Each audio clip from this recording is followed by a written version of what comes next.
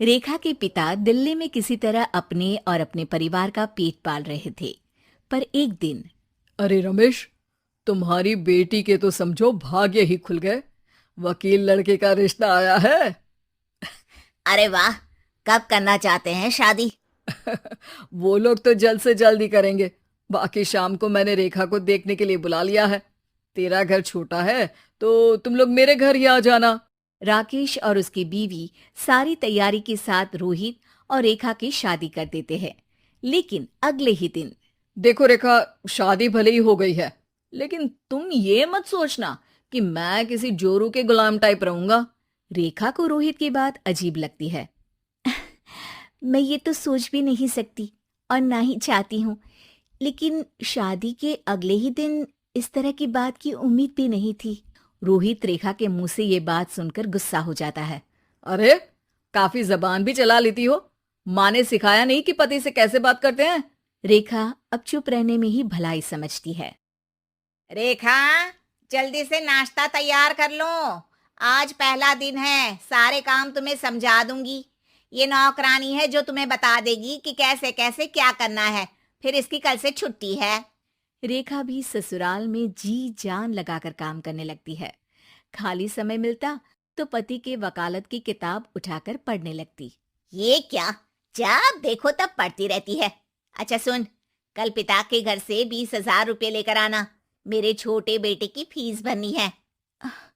लेकिन पापा क्यों भरेंगे उसकी फीस? अरे वाह जी वाह, पापा क्यों भरेंगे? तो ये बता, हम क्यों रखेंगे तुझे यहाँ? क्यों खाना देंगे फ्री में? अरे, क्योंकि मैं बहू हूँ इस घर की। तभी वहां रोहित आ जाता है।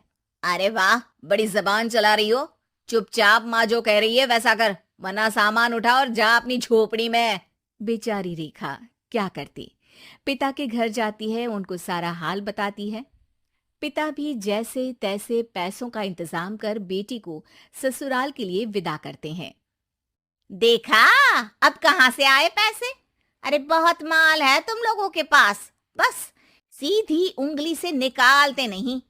नहीं नहीं माँ, पापा ने अपनी मोटरसाइकिल बेचकर पैसों का इंतजाम किया है। पता नहीं अब वो ऑफिस कैसे जाएंगे। अरे वाह भाई, ये भी हम सोचे। खैर, जैसे तैसे दिन बीतते हैं। रेखा जहां एक प्यारे से बेटे की माँ बनती है, तो वहीं उसका वकालत की किताब में ज्ञान और गहराता जाता है। हे भगवान, बुरे फंसे। ये केस तो लगता है कि मैं हार ही जाऊंगा। देखिए, मैंने आपकी इस केस की फाइल पढ़ी थी। इस केस को जीतना बहुत ही आसान है। वाह भाई वाह, यहाँ वकालत की डिग्री लेकर भी मैं समझ नहीं पा रहा हूँ, और तुमने रोटी बनाते बनाते ही केस समझ लिया। अरे जाओ जाओ, जाकर मुन्ने को संभालो। केस मैं संभालूंगा। ए लड़की सुन, जाकर अपने बाप के यहाँ से 3 लाख लेकर आ। पूरा घर फिर से बनाना है।